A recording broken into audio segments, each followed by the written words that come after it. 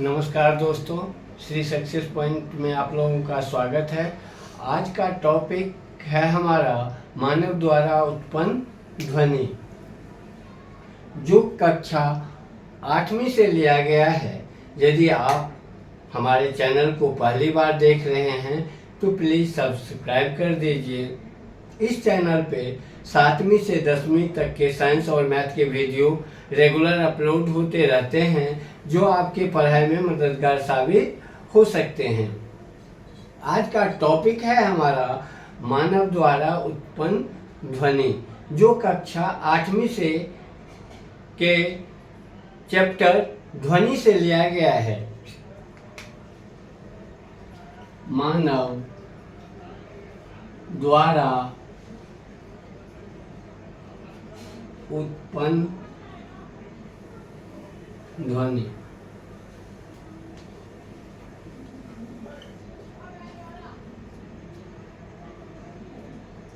Sound propagated by human beings.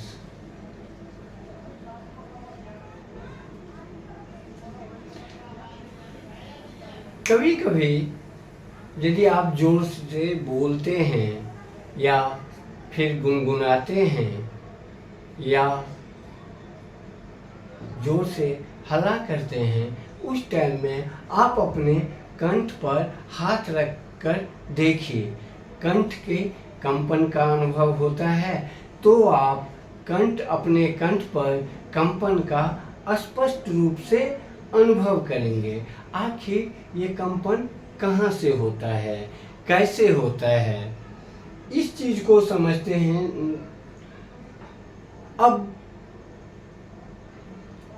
हमारा शरीर में एक वाक् यंत्र होता है, जो ये कंठ के हिस्से को वाक् तंत्र कहते हैं, जो श्वास नली के ऊपर होता है।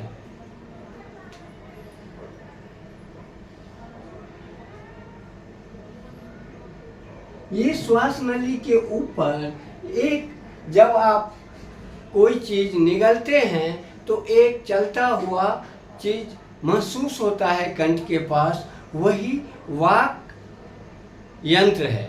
वो वाक् यंत्र दो तंतुओं के सहारे इस तरह से जुड़े होते हैं, वाक् तंत्र के आर पार,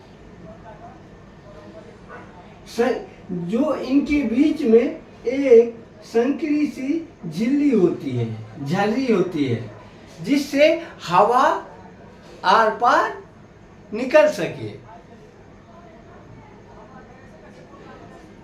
जब कभी फेफड़ा बलपूर्वक हवा फेंकता है, हवा छोड़ता है, तो ये झर्री में कंपन होती है और जिसके स्वरूप हमारे मनुष्य में ध्वनि उत्पत्ति होती है। अब ये झर्रियां मांसपेशियों द्वारा जुड़ा हुआ होता है। वो मांसपेशियां इस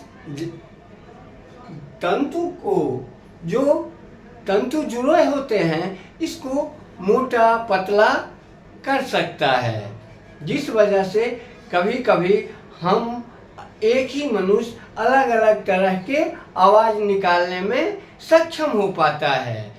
ये पुरुष में ये तंतु जो होता है, वाक् तंतु, उसकी लंबाई पुरुष में 20 mm होता है, जबकि महिला में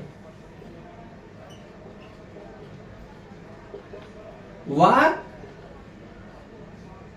तंतु की लंबाई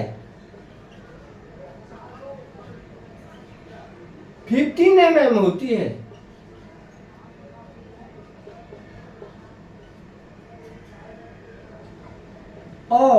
बच्चों में वाक तंतु बहुत छोटी होती है, जिस वजह से इनके आवाज़ में उत्पन्न ध्वनि में अलग अलग क्वालिटी होती है, जिस वजह से हम जान लेते हैं ये महिला की आवाज़ है, ये पुरुष की आवाज़ है और ये बच्चे की आवाज़ है।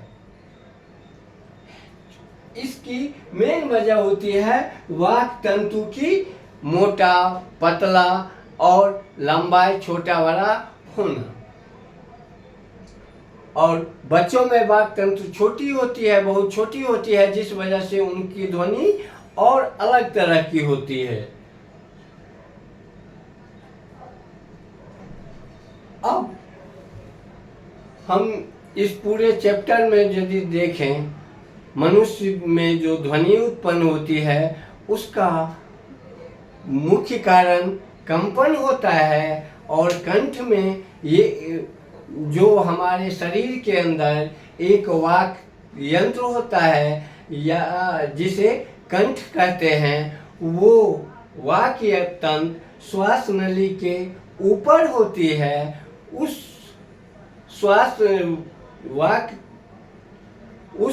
नली के ऊपर जो वाक यंत्र होता है वो दो तंतुओं से इस प्रकार जुड़े होते हैं कि एक पतली झिर्री से जुड़ी होती है, जिससे हवा आर पार जा सके।